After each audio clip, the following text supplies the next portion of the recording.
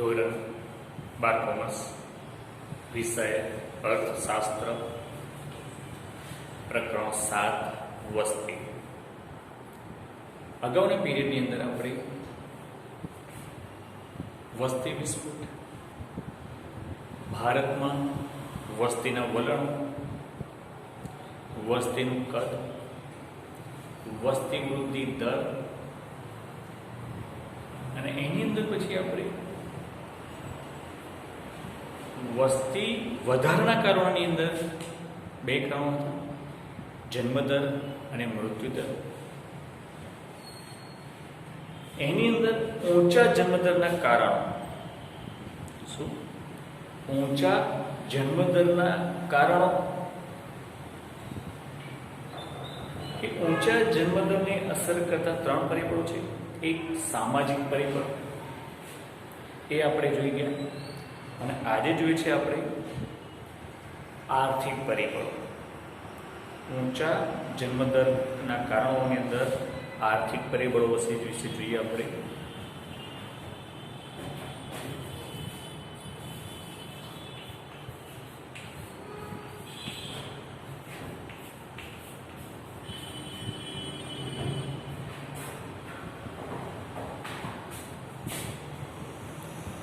અહીં ઊંચા જન્મદરને અસર કરનારું એક પરિબળ આર્થિક પરિબળ પણ છે. સામાન્ય રીતે જોવા જઈએ તો ઘણા બધા પરિબળો મહત્વના છે, પરંતુ આર્થિક પરિબળ એક મહત્વનું પરિબળ ગણાય છે. કારણ કે વ્યક્તિનું અસ્તિત્વ ટકાવી રાખવા માટે આર્થિક પાસું એ મહત્વનું પાસું છે.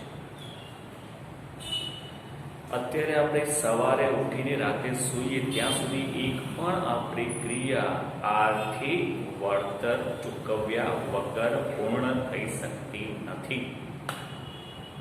આપણી દરેકે દરેક જરૂરિયાત સંતોષવા માટે આર્થિક બાબત મહત્વનો ભાગ ભજવે છે.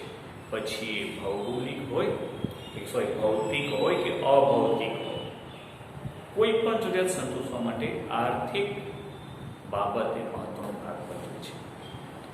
તો અહીંયા આગળ એવા કયા પરિબળો છે આર્થિક પરિબળો કે જે ઊંચા જન્મદરમાં પરિણમતા હોય છે, એ જોઈએ આપણે. પહેલું છે શિક્ષણનું નીચું સ્તર.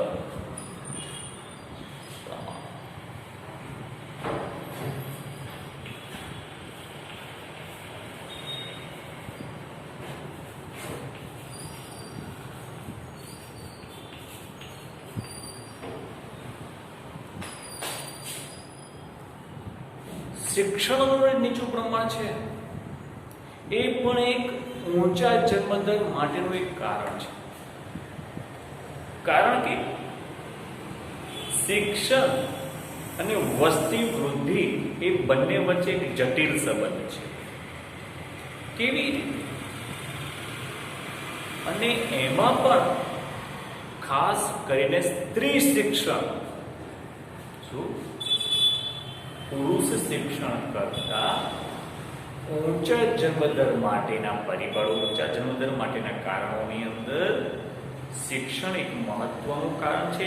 એમાં પણ ખાસ કરીને સ્ત્રી શિક્ષણ એક ઊંચા જન્મદર માટેનું મહત્વ પરિબળ સાબિત થાય છે. કેવી રીતે? તો અહીંયા આગળ સ્ત્રી શિક્ષણ અને બાળકોની સંખ્યા વચ્ચે વ્યસ્ત સંબંધ છે. વ્યસ્ત સંબંધ એટલે ખબર છે તમને? ઉલટો સંબંધ, સીધો સંબંધ નથી, વ્યસ્ત સંબંધ છે. સ્ત્રી શિક્ષણ માત્ર ખાસ, પુરુષ શિક્ષણ નહીં, સ્ત્રી શિક્ષણ મહત્વનું છે. સ્ત્રી શિક્ષણ ઓછું તો બાળકોની સંખ્યા વધારે, અને સ્ત્રી શિક્ષણ વધારે તો બાળકોની સંખ્યા ઓછી. એટલા જ માટે સ્ત્રી શિક્ષણનું પ્રમાણ એ બાળકોની સંખ્યા, સ્ત્રી શિક્ષણ અને બાળકોની સંખ્યા વચ્ચે વ્યસ્ત સંબંધ જોવા મળે છે. કેવી રીતે? સ્ત્રી શિક્ષણનું પ્રમાણ જોઈએ આપણે. નિરક્ષર સ્ત્રીઓ હોય, પ્રાથમિક કક્ષાનું શિક્ષણ મેળવેલી સ્ત્રીઓ હોય, પ્રાથમિક શિક્ષણ બાદનું માધ્યમિક, ઉચ્ચતર માધ્યમિક અને સ્નાતક, અનુસ્નાતક કક્ષાનું શિક્ષણ મેળવેલી સ્ત્રીઓ હોય, એ દરેકની અંદર બાળકોની સંખ્યાના પ્રમાણમાં ફેરફાર જોવા મળે છે. જો નિરક્ષર સ્ત્રીઓ હોય, નિરક્ષર સ્ત્રીઓના તુલનામાં પ્રાથમિક શિક્ષણ મેળવેલું હોય તેવી સ્ત્રીઓમાં બાળકોની સંખ્યા ઓછી જોવા મળે છે. નિરક્ષર સ્ત્રીઓની માં બાળકોની સંખ્યા વધારે જોવા મળે અને એમના કરતા ઓછી બાળકોની સંખ્યા એ પ્રાથમિક કક્ષાનું શિક્ષણ મેળવેલું હોય એમાં જોવા મળે છે. અને એનાથી આગળ જઈએ આપણે તો પ્રાથમિક શિક્ષણ મેળવેલું હોય એની તુલનાએ માધ્યમિક કે ઉચ્ચતર માધ્યમિક કક્ષાનું શિક્ષણ મેળવેલું હોય તેમાં બાળકોની સંખ્યા ઓછી જોવા મળે છે. એનાથી જો આગળ જઈએ આપણે તો માધ્યમિક કે ઉચ્ચતર માધ્યમિક કક્ષાનું શિક્ષણ મેળવેલું હોય તેની તુલનામાં સ્નાતક કે અનુસ્નાતક કક્ષાનું શિક્ષણ મેળવેલું હોય ત્યાં આગળ તેવી સ્ત્રીઓમાં બાળકોની સંખ્યા ઓછી જોવા મળે છે. કારણ કે નિરક્ષર સ્ત્રીઓ કે અલ્પ શિક્ષિત સ્ત્રીઓ, નિરક્ષર સ્ત્રીઓ કે અલ્પ શિક્ષિત સ્ત્રીઓ એ નાના કુટુંબની અગત્યતા સમજી શકતા નથી, એટલા માટે ત્યાં બાળકોની સંખ્યા વધારે જોવા મળે છે. પણ જેમ જેમ સ્ત્રી શિક્ષણ વધતું જાય તેમ તેમ બાળકોની સંખ્યા ઘટતી જાય છે. કારણ કે સ્ત્રીઓમાં શિક્ષણ આવવાથી, શિક્ષિત થવાથી નાના કુટુંબની અગત્યતા સમજી શકે છે. સ્ત્રી શિક્ષિત એ પોતાના બાળકો માટે સારામાં સારું જીવન ધોરણની કલ્પના કરે છે. પોતાનું જીવન ધોરણ તો સારું હોય એનો પૂરો પ્રયત્ન કરે, પણ પોતાના જીવન ધોરણ કરતા પણ પોતાના બાળકોનું જીવન ધોરણ સુધરે તેના કરતા પણ વધારે સુધરે તે પ્રકારની તે કલ્પના કરતી હોય છે. અને એટલા જ માટે જેમ જેમ સ્ત્રી શિક્ષણનું પ્રમાણ વધતું જાય તેમ તેમ બાળકોની સંખ્યા ઘટતી જાય છે. કેમ કે શિક્ષિત કુટુંબ એ બાળકોનો સારામાં સારી રીતે ઉછેર કરવા માંગે છે, બાળકોનો સારામાં સારી રીતે સર્વાંગી વિકાસ કરવા માંગે છે. અને તેટલા જ માટે શિક્ષિત સ્ત્રીઓને, જે ઘરની અંદર શિક્ષિત સ્ત્રીઓ હોય ત્યાં આગળ બાળકોની સંખ્યા ઓછી જોવા મળે છે. તો આવી રીતે શિક્ષણનું સ્તર છે અને એમ જ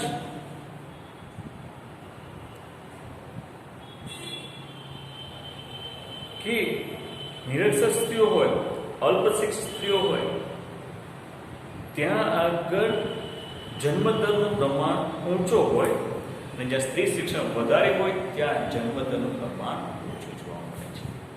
તો આવી રીતે સ્ત્રી શિક્ષણ એ ઊંચા જન્મદર માટેનું એક પરિબળ બની જાય છે. અને અહીંયા આગળ ખાસ કરીને એવો પ્રયત્નો થવા જોઈએ કે જેથી કરીને સ્ત્રી શિક્ષણનું પ્રમાણ વધે, તેથી તેઓ નાના કુટુંબની અગત્યતા સમજે અને બાળકોનો વિકાસ થાય તે પ્રકારના પ્રયત્નો સમજીને સ્ત્રી શિક્ષણનું પ્રમાણ વધારવાના પ્રયત્નો થવા જોઈએ. ત્યારબાદ આર્થિક પરિબળ, બીજું મહત્વનું પરિબળ છે આવકની નીચી સપાટી.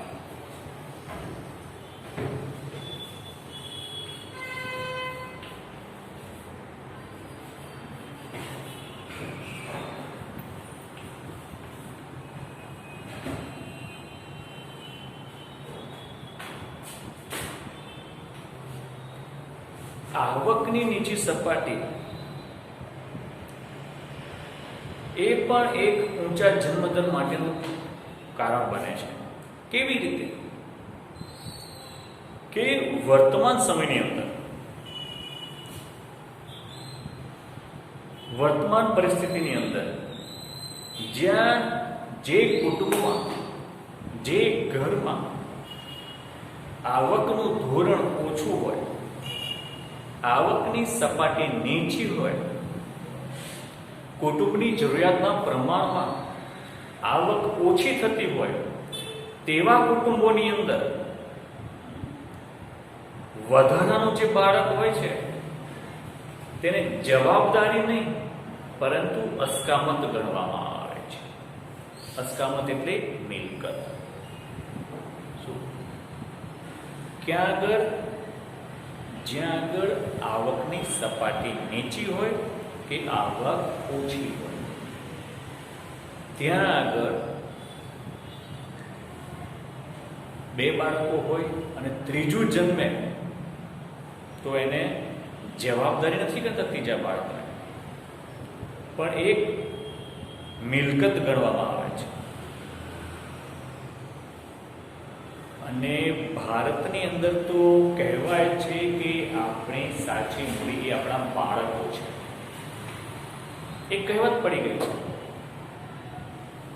ઘણા બધા શિક્ષિત વ્યક્તિઓ પણ માને છે, હા સાચી વાત, બાળકો આપની મૂડી છે, પણ ક્યારે? કે તમે એ બાળકોમાં તમે સારા સંસ્કારનું સિંચન કર્યું હશે ત્યારે. તમારે 3 બાળકો હોય, 4 બાળકો હોય, પરંતુ આપણે 4 દીકરા હોય, આપણે આગળ જોઈ ગયા છીએ કે પુત્રને આપણે શા માટે જન્મ આપીએ છીએ? પુત્રને જન્મ આપવા માટેના 3 કારણોમાંથીનું એક કારણ છે આપણું ઘડપણનો સહારો બને છે માટે. શું? ઘડપણમાં એ વૃદ્ધ માતા પિતાનો સહારો બને એટલા માટે આપણે પુત્રની ચર્ચા રાખવામાં આવે છે. પરંતુ તમારે જો વધારે બાળકો હોય અને છતાં પણ તમારે ઘડપણનો સહારો ન રહે તો શું કહેવું? પરંતુ અહીંયા આગળ એક ધ્યાનમાં નહીં, પરંતુ જે કુટુંબની અંદર આવક ઓછી હોય, નીચી આવક હોય, તેથી વધારાનું બાળક એ ભવિષ્યની અંદર કમાણી કરીને લાવશે, તે દ્રષ્ટિએ એને અસ્કામત કરવામાં આવે છે. અને ગુજરાતીમાં કહેવત છે, ઝાઝા હાથ રળિયામણા. શું? ઝાઝા હાથ રળિયામણા. તો અહીં આપણે જોઈએ છીએ અત્યારે કે ગરીબ કુટુંબનું બાળક આપણને આજની તારીખમાં ચાની કિટલીએ કે નાની રેસ્ટોરન્ટોમાં કે નાની હોટલોમાં કે કંદોઈની નાની અમથી દુકાનો હોય, કરિયાણાની નાની દુકાન હોય, તેમાં કામ કરતું જોવા મળે છે. કે ચાની કિટલી ઉપર જો એક બાળક હશે તો દિવસના 50 રૂપિયા કમાઈને લાવશે, તો 3 બાળક હશે તો દિવસના 150 રૂપિયા કમાશે, અને એવી જગ્યાએ જો ચોથું બાળક આવે તો ભવિષ્યમાં 200 રૂપિયા કમાશે. એ વિચાર દ્રષ્ટિએ એ લોકો બાળકોને જવાબદારી નથી સમજતા, પરંતુ ભવિષ્યની કમાણીનું સાધન ગણે છે. અને એટલા માટે નીચી આવકો ધરાવતા હોય તેવા કુટુંબોમાં બાળકોની સંખ્યામાં વધારો થતો જોવા મળે છે. અહીંયા એક વસ્તુ જોવાની છે પાછી, કે ભારતની અંદર બાળ મજૂરીનો કાયદો છે. એ કાયદામાં પણ વિચિત્રતા જોવા મળે છે. એ કેવી? કે જ્યારે 10 વર્ષનું બાળક કોઈ ચાની કિટલીએ કે ફટાકડાની દુકાનમાં કે હોટલમાં, નાની હોટલમાં કામ કરતું હોય તો એને બાળ મજૂર ગણાય છે. અને એ જ 10 વર્ષનું બાળક જ્યારે કોઈ ટીવી સિરિયલમાં કામ કરતું હોય તો ત્યાં એને બાળ મજૂરી કહેવાતી નથી. શું? કેમ? તો આ ભારતમાં કાયદાની વિચિત્રતા જોવા મળે છે. કાયદો કઈ દ્રષ્ટિએ કાર્ય કરે છે? તો અહીં આગળ જોવા જઈએ તો કાયદાની અંદર આ બાળ મજૂરના કાયદાની વિસંગતતા ઊભી જોવા મળે છે. તો ખરેખર કોને બાળ મજૂર? તો અહીં આવી રીતે પણ જોવા જઈએ તો ટૂંકમાં કહી શકીએ કે જ્યાં આગળ નીચી આવક હોય તેવા કુટુંબોની અંદર વધારાનું બાળક એ જવાબદારી ન ગણતા તેને અસ્કામત ગણે છે અને ભવિષ્યની અંદર કમાણીનું સાધન ગણવામાં આવતું હોવાથી નીચી આવક ધરાવતા કુટુંબોમાં બાળકોની સંખ્યા વધારે જોવા મળે છે અને એક ઊંચા જન્મદરનું પણ એક મહત્વનું કારણ બને છે. અને આજની તારીખમાં પણ ભારતની અંદર ગરીબી રેખા નીચે જીવતી 25% વસ્તી, લગભગ 30 કરોડ લોકો જ્યારે ગરીબી રેખા નીચે જીવતા હોય તેવા સંજોગોની અંદર આ નીચી આવકની સપાટી એ પણ એક વસ્તી વૃદ્ધિનું કારણ છે. ત્યારબાદ ઊંચા જન્મદર માટેનું આર્થિક પરિબળ છેલ્લું છે બાળ મૃત્યુ દરનું ઊંચું પ્રમાણ.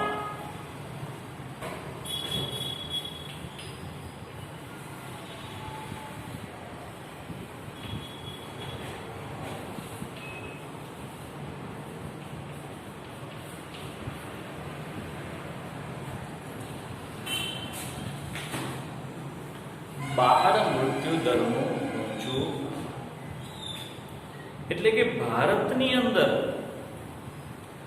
બાળ મરણનું પ્રમાણ વધારે છે. બાળ મૃત્યુ દર કોને કહેવાય? શું બાળ મૃત્યુ દર કોને કહીએ આપણે? કે જીવતા જન્મતા દર 1000 બાળક હોય. શું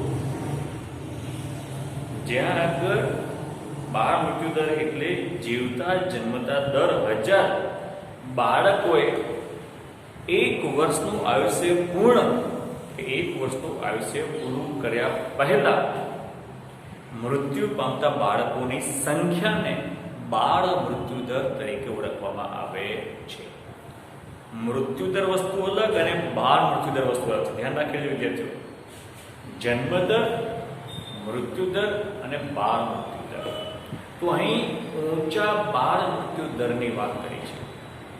તો 1 વર્ષ દરમિયાન જીવતા જન્મેલા બાળકોમાંથી 1 વર્ષનું આયુષ્ય પૂરું કર્યા પહેલા જે બાળકોની મૃત્યુ પામે છે તે સંખ્યાને બાળ મૃત્યુ દર તરીકે ઓળખવામાં આવે છે.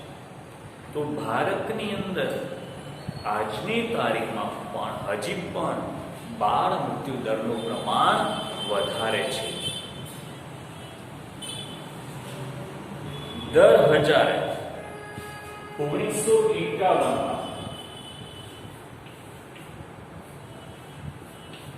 146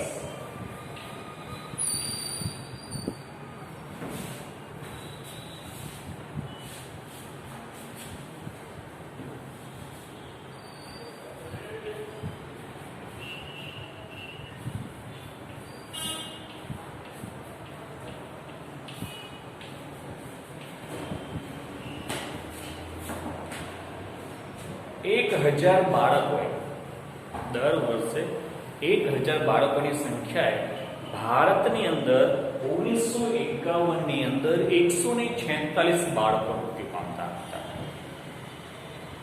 તે 50 વર્ષ પછી 60 વર્ષ પછી પણ તેમના માત્ર 41.40 થઈ શકે છે. આજની તારીખ પણ બીજા દેશોની સંખ્યા કરતા હજી પણ ઘણો વધારે છે. એટલે કે ભારતમાં બાળ મૃત્યુ દરનું પ્રમાણ ઘણું જ ઊંચું છે. શું એના માટે ઘણા કારણો જવાબદાર છે.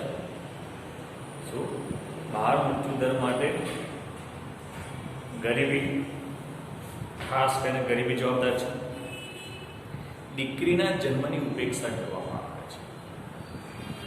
દીકરી જન્મે તો એને સહજતાથી સ્વીકારવામાં આવતી નથી. શું તેમજ પોષણયુક્ત આહારનો અભાવ.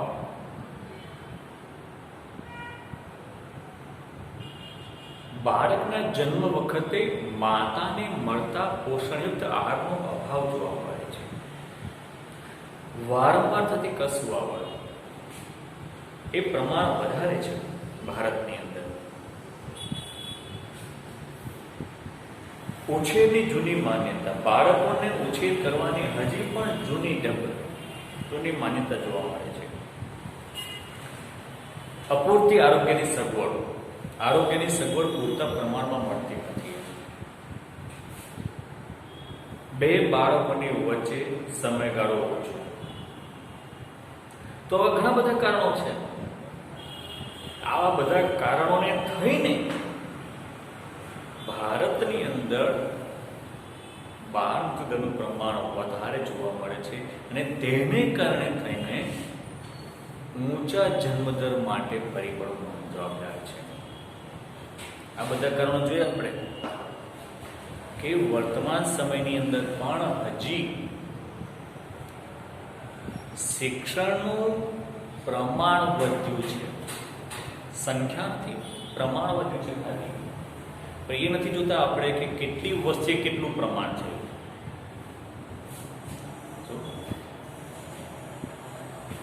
જ્યારે 30 કરોડ જનતા હતી એ વખતે 50% પ્રમાણ હતું, તો માત્ર 15 કરોડ લોકો જ નિરક્ષર હતા. અને જ્યારે અત્યારે 120 કરોડ જનતા થઈ ત્યારે 25% લોકો જો નિરક્ષર હોય તો 20 કરોડના કેટલા ટકા, 30 કરોડ જનતા પાછી નિરક્ષર થઈ ગયા. સંખ્યા તો વધતી જ જાય છે અને જેમ સંખ્યા વધે પણ એક નુકસાન થતું જાય છે. તો આવી રીતે ઊંચા જન્મદર માટેના આ બધા કારણો ઘણા બધા ભાગ ભજવતા હોય છે. આર્થિક પરિબળો તો આજે આપણે આટલું રાખીએ છીએ.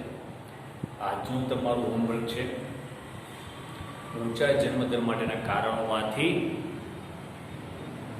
આર્થિક પરિબળો તમારે તૈયાર કરવાના છે. ગઈ વખતે આપણે સામાજિક પરિબળો જોઈ ગયા, આજે આપણે આર્થિક પરિબળો જોયા. તો તમારે આ આર્થિક પરિબળો તૈયાર કરવાના છે. બરોબર? તો આજે આટલું રાખીએ. આવતા પીરિયડમાં આગળ જઈશું આપણે. તો આજના હોમવર્કમાં તમારું શું? ઊંચા જન્મદરના કારણોમાંથી આર્થિક પરિબળો તૈયાર કરવા. બરોબર? આજે આપણે આટલું જ રાખીએ છીએ.